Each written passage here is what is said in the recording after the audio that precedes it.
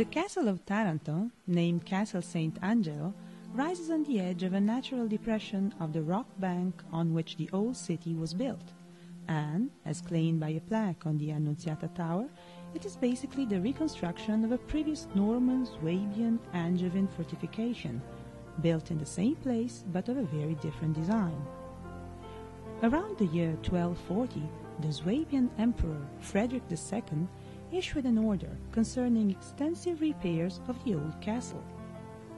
According to this document, which provides us with the only known description of the old fortification, this castle was the typical medieval fortress, with many tall, narrow, square towers, suitable for the defense from the top, throwing stones, arrows, and incendiary devices on the attackers. The improvement of firearms during the 15th century made this type of fortification totally obsolete. Therefore, the King of Naples, Ferdinand of Aragon, decided to rebuild the castle of Taranto, according to the basic rules, or perhaps to the detailed design of the great Sienese architect Francesco di Giorgio Martini.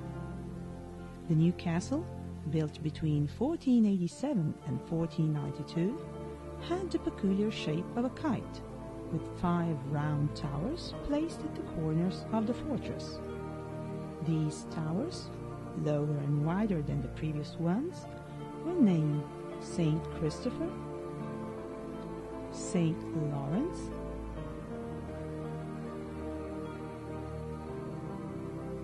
Saint Angel towards the present canal, Annunziata,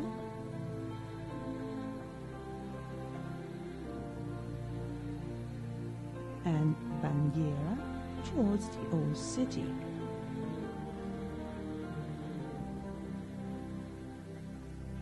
Walls and towers were 21 meters high and had almost the same thickness, 7 meters the towers, 8 meters the walls. Towards the outside harbor, a triangular structure, the so-called ravelin, was added to the southern wall to improve the flanking defense capability, while the moat was widened to a breadth of 25 meters and extended from the outside to the inside harbor. The castle of Taranto, although its great aesthetic merits, had a short military effectiveness due to the quick progress of firearms. Notwithstanding the modernization efforts carried out by the Spaniards, who succeeded the Aragonese in 1502, the castle gradually lost its military value. After a century, during which it was the cornerstone of the defense of Taranto, repulsing many enemy attacks, the fortress was used first as a jail and then as navy barracks.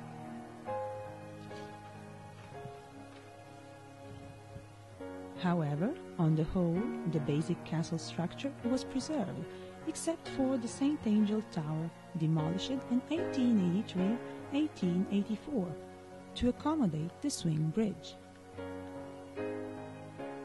Restoration works, begun 10 years ago on the external walls, have been recently directed towards the interior of the castle, with the purpose of determining the Aragonese configuration and finding out previous and successive structures.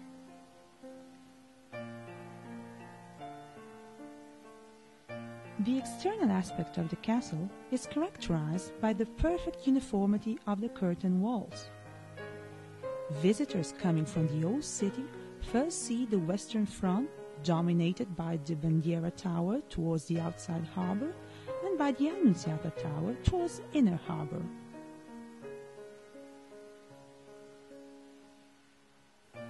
To the left of the Annunziata, it is possible to see what has been left of the triangular structure that connected the St. Angel Tower to the central body of the castle until the 19th century. Crossing the bridge, named of Avanzata, visitors reach the entrance to the fortification, passing through a square hall. To the left, the Renaissance chapel, dedicated to Saint Leonardo, is a masterpiece of clearness and rationality. The crypt below the nave of the chapel was explored in November 2003.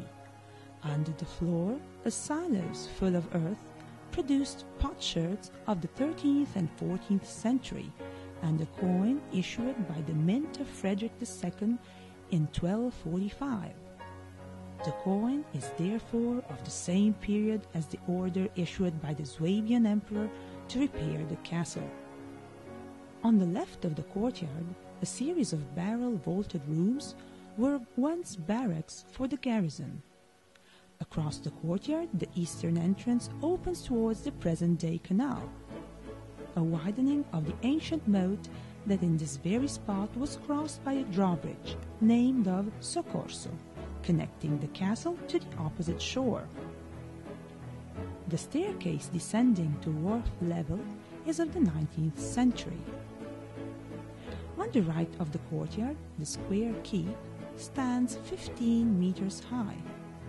At ground level, the basket-vaulted room in which you are right now was once a horse stable.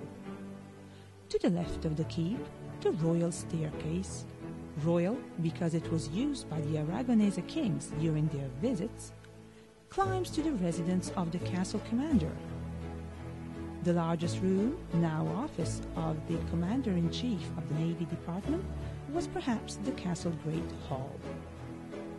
Back to the courtyard, on both sides of the keep, two entrances admit into the southern gallery, a very long barrel-vaulted room connecting the Bandiera and St. Christopher towers. St. Christopher was the largest tower, with a diameter of 28 meters, and the most important defensive structure for dimension and armament. The Aragonese left unfinished the inside of the tower that was completed by the Spaniards. They filled up with mortar the upper casemate, placed inside the tower dome, in order to have a platform for artillery on the top. Only the gun embrasures, accessible from the outside, had been left of the old upper defense system. The lower level of St. Christopher can be reached through a steep staircase. Here, the beautiful vaulted entrance and two of the four casemates have been restored by Navy personnel. The first casemate is shown as an example.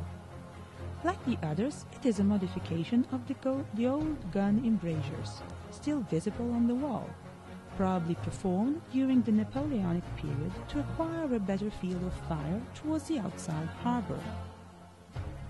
The high vaulted entrance to the St. Christopher Tower is connected to a long tunnel, partially dug in the limestone around which and above which the castle was built. It is possible that this tunnel and a recently discovered narrow lateral branch are remains of a very ancient aqueduct, possibly of classical period, as inferable from the underlying waterbed. Once out of the tower, we can admire its exterior, and, towards the outside harbor, the triangular raveling.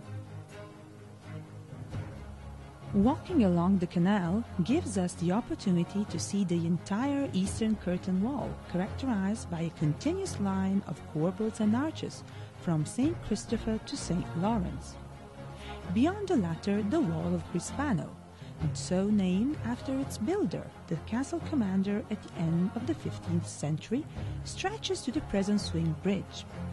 In 1492, Crispano built this wall connecting St. Lawrence to the St. Angel Tower, that in this way was annexed to the royal castle. Since St. Angel had been made by the city of Taranto at its expenses, the expropriation in favor of the crown of Aragon deeply upset its citizens, who sent their energetic protest to the King of Naples. The St. Lawrence Tower was altered at the end of the 19th century to install on its top the huge water tank of the hydraulic system used to rotate the swing bridge.